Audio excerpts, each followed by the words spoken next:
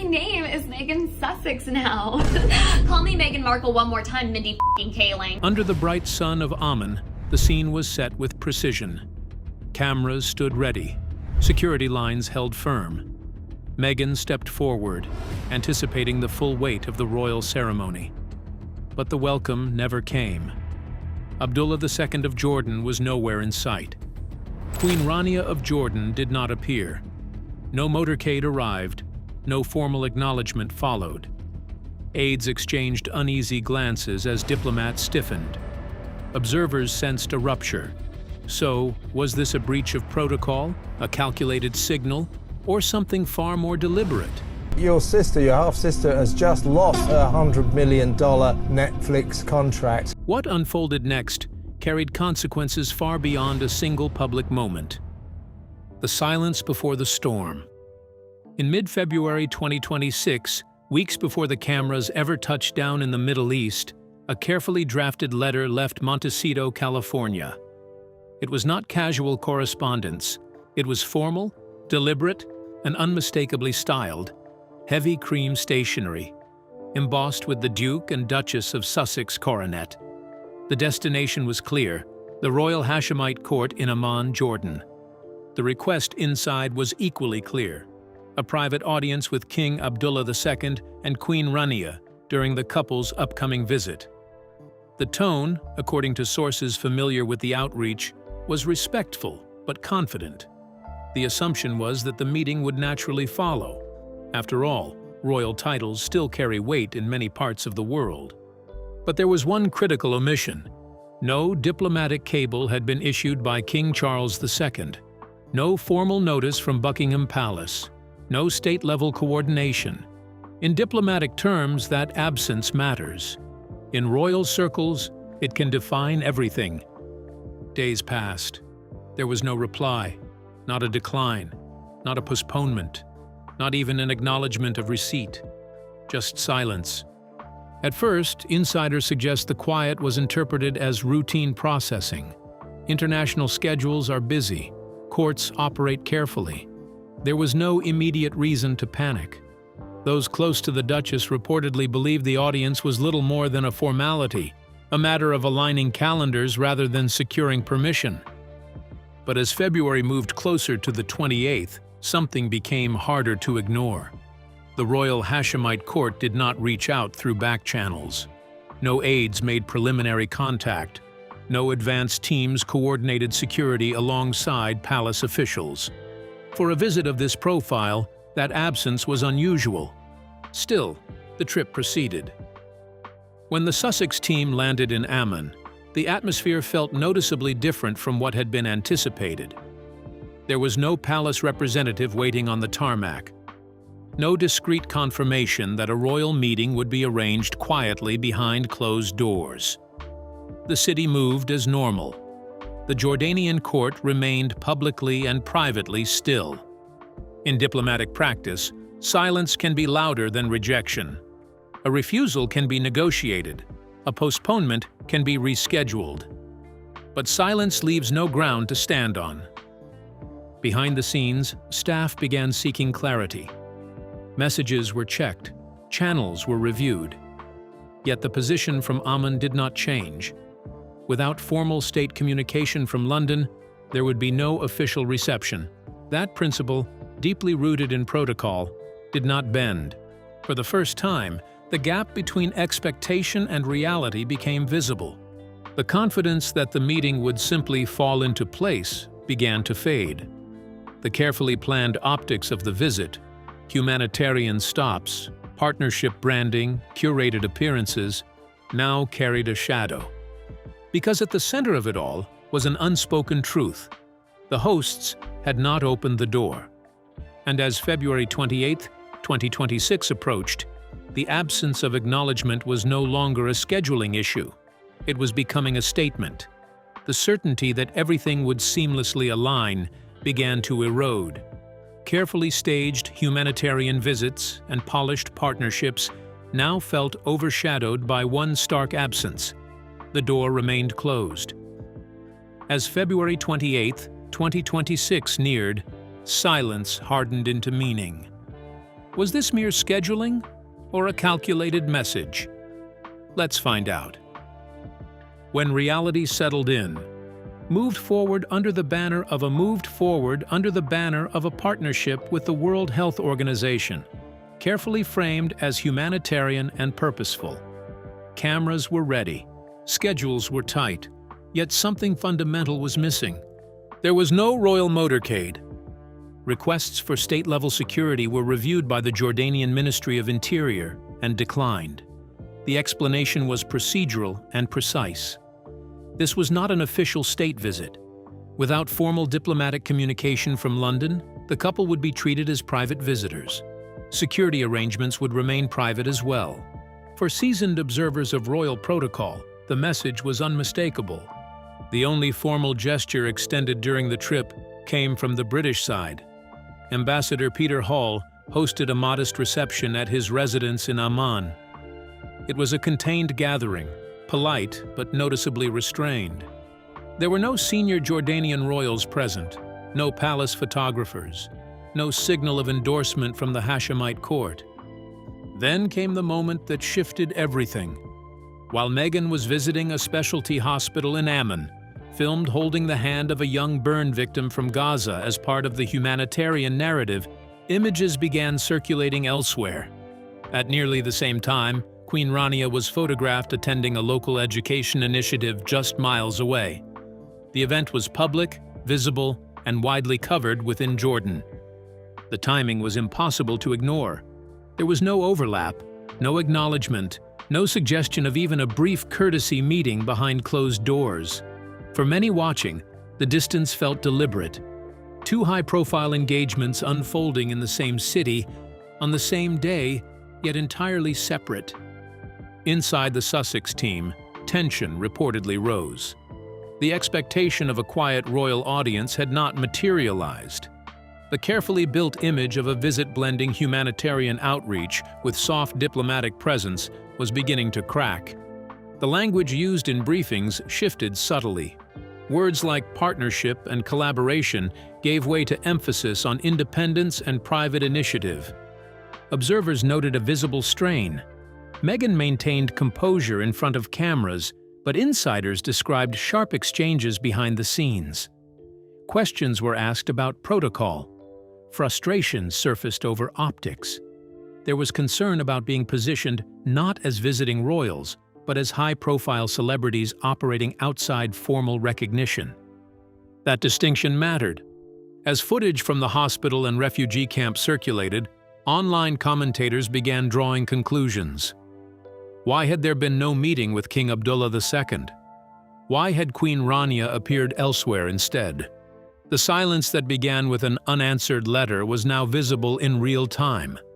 Within hours, whispers turned into hashtags. The phrase, "royal snub," began trending across platforms. Clips were shared and reshared, often framed with questions about protocol and legitimacy. The absence of acknowledgement became the story itself. What had started as a quiet diplomatic non-response was now unfolding under global scrutiny, and the realization that the door would not open was no longer private. It was public, searchable, and spreading by the minute. Within hours, whispers hardened into headlines. Royal snub surged across feeds as clips looped endlessly, dissected for hidden meaning. A closed door became a global spectacle, searchable and spreading by the second. But was this silence accidental or an unmistakable message? Let's unravel the details. When the internet took over. The silence in Amman might have remained a diplomatic footnote if not for what happened next. By mid-morning on February 28, 2026, the story was no longer about a missed meeting.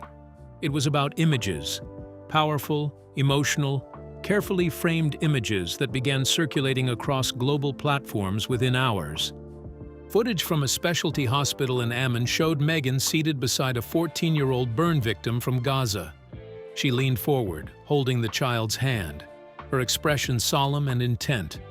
The camera angle was intimate, close, focused on touch and eye contact. It was meant to convey compassion without words. But online observers quickly noticed something else. Side-by-side comparisons appeared almost instantly, placing the hospital footage next to archival photographs of Princess Diana during her 1992 visit to Islamabad. The similarities in posture, framing, and styling were pointed out in meticulous detail. The white blazer, the quiet bedside moment, the deliberate stillness.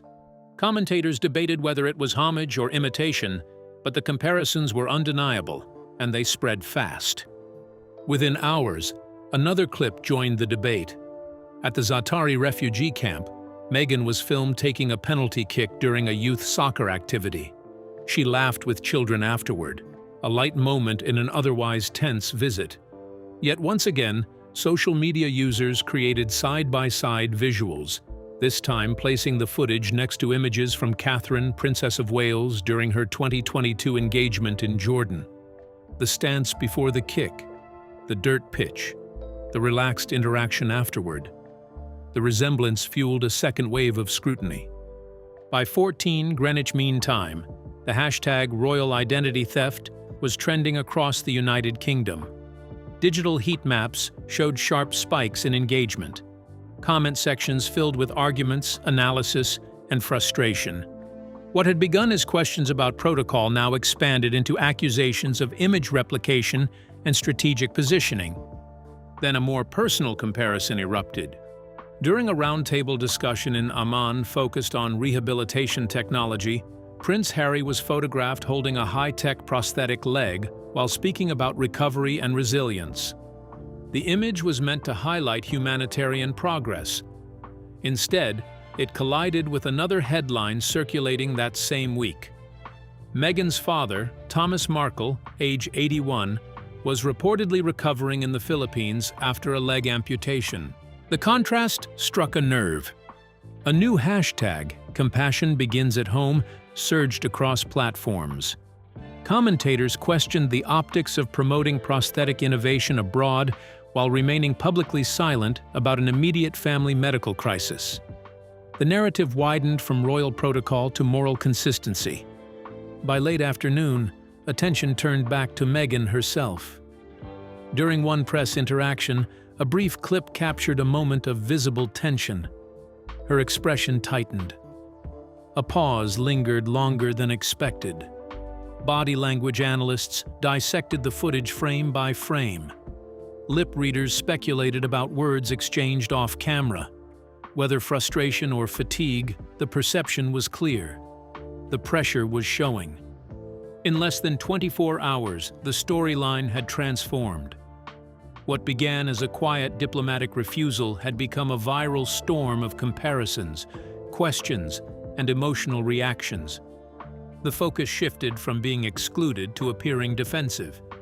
The conversation was no longer controlled by official statements or planned imagery. It was being shaped in real time by millions of viewers, each drawing their own conclusions as the fallout continued to intensify.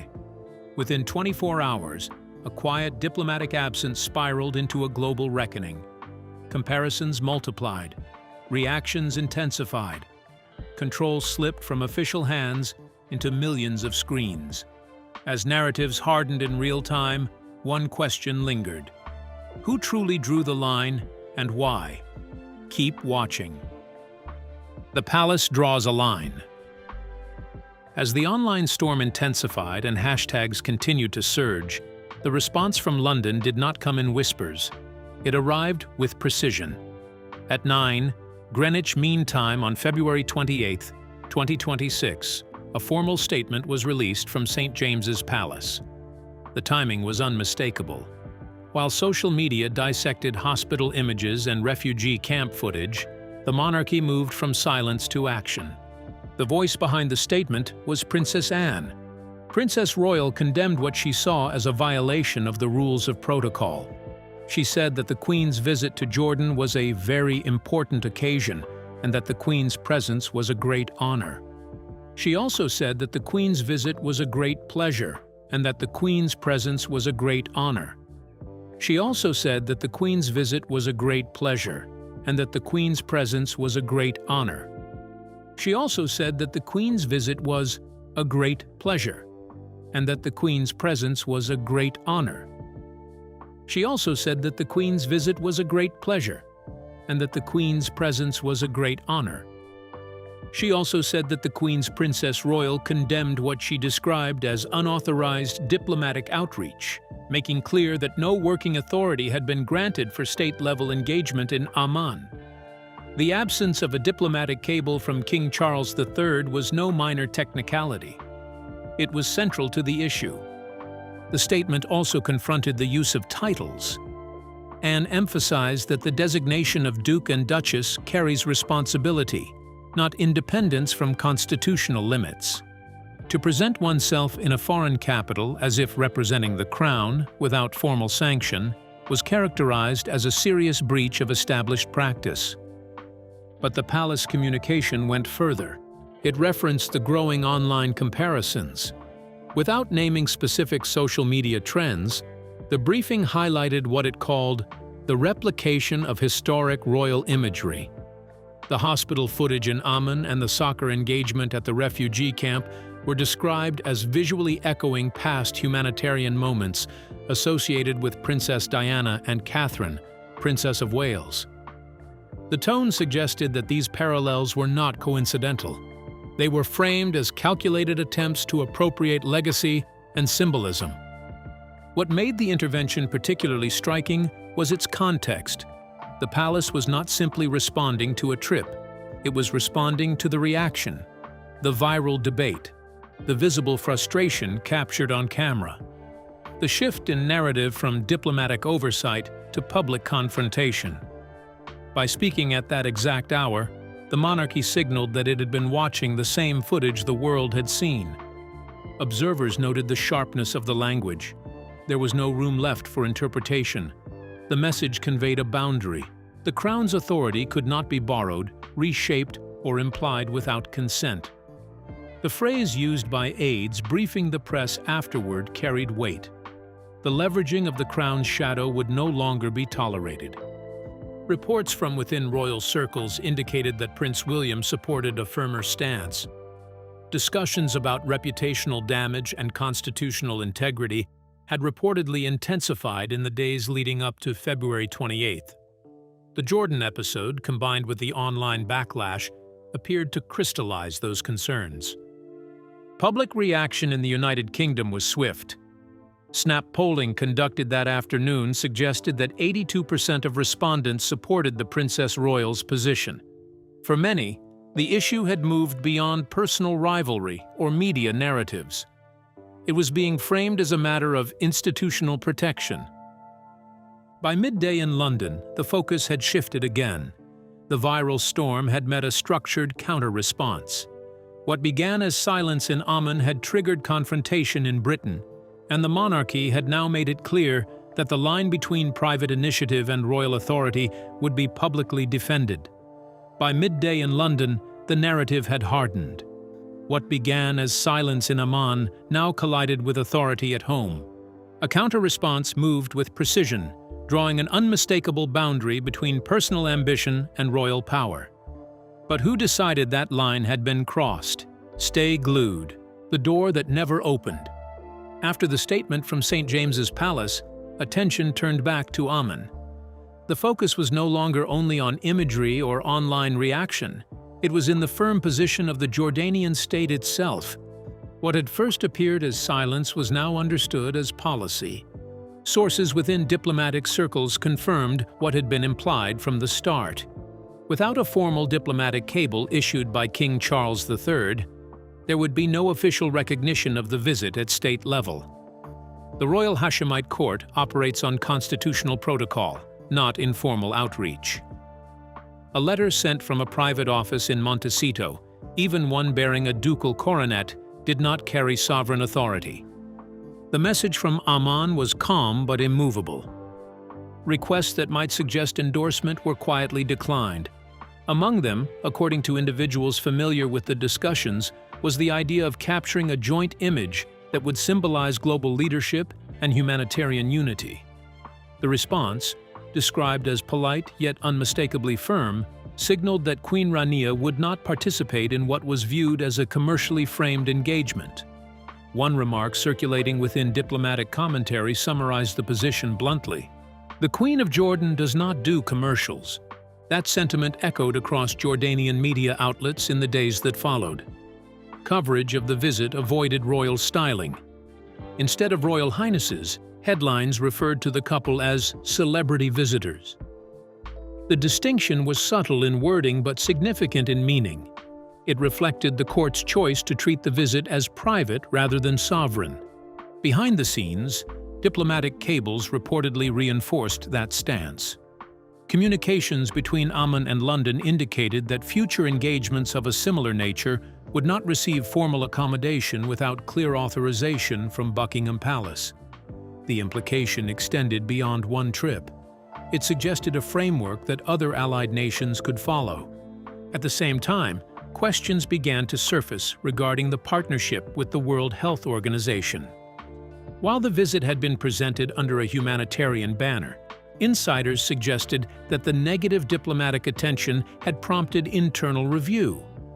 The association with a politically sensitive royal dispute was not something global institutions take lightly. What emerged from Jordan was not a loud condemnation, but something more enduring. A structural boundary, the refusal to provide a motorcade, the absence of a palace greeting, the decision to schedule separate public engagements. Each action reinforced the same principle. Recognition flows through official channels, not personal branding. For observers of international protocol, Jordan's response became more than a regional matter. It was viewed as a model, a demonstration of how sovereign states could maintain respect for the British Crown while declining to engage individuals operating outside formal mandate. By late February 28, 2026, the implications were clear. The episode was no longer about one denied audience. It had reshaped the diplomatic terrain. The humiliation was not emotional or temporary. It was procedural, embedded in policy. And once protocol hardens into precedent, it rarely softens without consequence. A single protocol breach had silently rewritten diplomatic rules. Could one overlooked gesture truly unsettle centuries of carefully scripted power, leaving a kingdom exposed and precedent unbroken? Stay with us. Cracks beneath the spotlight. As Jordan's position hardened into precedent, attention shifted from protocol to people. The diplomatic wall in Amman had done more than block a meeting. It exposed strain within the very image the couple had worked to project, since stepping back from royal duties. By the evening of February 28, 2026, confirmation emerged that their departures from the Hashemite kingdom had not been coordinated. Flight logs and airport reports indicated that Prince Harry and Meghan left on separate aircraft. The detail was small on paper, yet symbolically enormous. For a brand built on unity, shared purpose, and synchronized messaging, the visual of two different departures carried weight. Observers began asking whether the divide was logistical or something deeper. During the 48 hours in Amman, cameras had captured more than scheduled engagements. Analysts studying the footage described a visible shift in Prince Harry's demeanor. He stood slightly behind during hospital visits and roundtable discussions. His expressions appeared distant. Where earlier appearances in 2022 and 2024 had shown easy physical connection and spontaneous interaction, the Jordan footage felt restrained. Commentators used words like hollowed out and mechanically present. On social media, a new phrase began circulating with surprising speed: content hostage. The term suggested a man caught inside a narrative larger than himself. By late afternoon in the United Kingdom, sentiment tracking reflected a complicated response. While criticism of the visit remained strong, polling indicated that 78% of respondents expressed sympathy for Harry personally. The public mood appeared to separate the institution from the individual. Pity began to replace anger in some corners of the conversation. Meanwhile, Meghan returned to California, where advisors and communications teams moved quickly to manage the growing backlash. The comparisons to Princess Diana and Catherine, Princess of Wales, were still trending. The Thomas Markle discussion had not faded. The viral moment of visible frustration remained replayed and dissected. The priority became containment. Harry, however, did not immediately return to the United States. Reports placed him temporarily in a European location, away from Montecito. The optics added another layer to the unfolding narrative. What had been framed in mid-2025 as a carefully designed long-term strategy to operate independently while maintaining global influence now appeared unstable. Financial analysts in London responded with blunt assessments. Brand evaluations tied to speaking engagements, media contracts, and social impact partnerships were adjusted downward. The Jordan episode, they argued, had disrupted confidence in the viability of the hybrid approach that attempted to blend royal prestige with private enterprise. For years, the concept of being half inside and half outside the monarchy had been debated. Jordan may have provided its answer. Without formal endorsement from King Charles III, and without recognition from allies like King Abdullah II, the framework struggled to hold. By the close of February 28th, the fracture was no longer subtle. It was visible in flight paths, in body language, in trending phrases, and in market calculations. The fallout from a door that never opened was now reshaping not only diplomatic standing, but the very structure of a partnership that once appeared unbreakable. Could a single closed door truly rewrite centuries of trust, topple carefully balanced partnerships, and force the crown to speak its final, unthinkable verdict? Stay tuned. The crown's final word. As February 28th gave way to the evening hours, the ripple effects of the Jordan visit had spread far beyond Amman. What began as a denied audience and viral scrutiny had evolved into a direct challenge to the authority of the crown itself. Behind the closed doors of St. James's Palace, discussions escalated with unprecedented urgency. By 20 Greenwich Mean Time, it was no longer only a matter of optics or personal grievance, it had become a question of law, protocol, and the very definition of royal legitimacy. Princess Anne and Prince William, long known for their unflinching defense of the institution, spearheaded a legislative response. Their focus, the Titles Deprivation Act Amendment of 2026. This was not a mere symbolic gesture. It was a precise, deliberate instrument aimed at safeguarding the monarchy's reputation and preventing the unvetted use of royal authority on the international stage. The Jordan episode, with its sharp juxtaposition of official silence and unauthorized outreach, had crystallized concerns that had been quietly growing for years. The dossier compiled by palace officials read like a forensic report.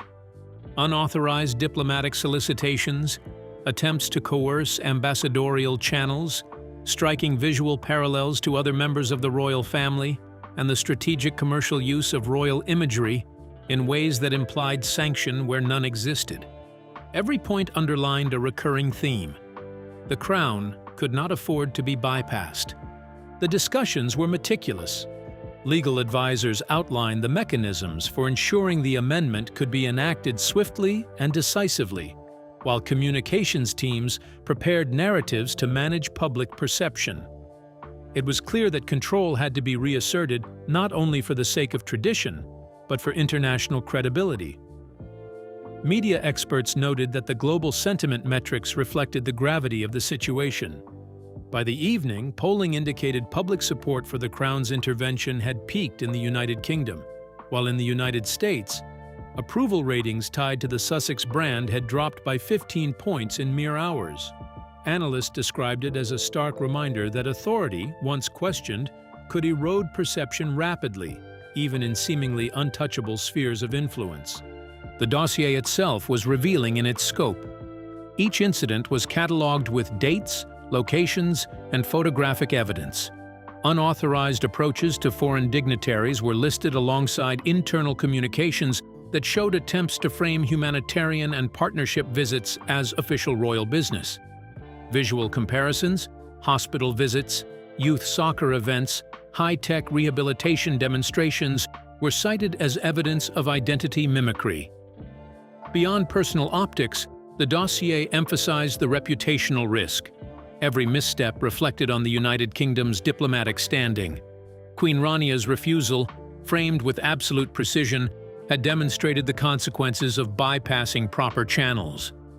Other nations, the report suggested, would take note. Within the palace, there was a sense of urgency tempered by strategy. Anne and William were acutely aware that any misstep in timing or tone could escalate the narrative further, potentially shifting sympathy toward the couple they sought to regulate. Therefore, every step was measured, deliberate, and publicly defensible. It was not personal, it was constitutional.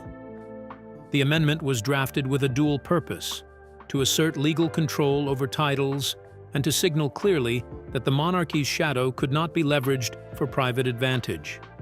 By nightfall, the framework for the Titles Deprivation Act Amendment 2026 was in motion. Communications circulated, advisors briefed, and legal pathways formalized.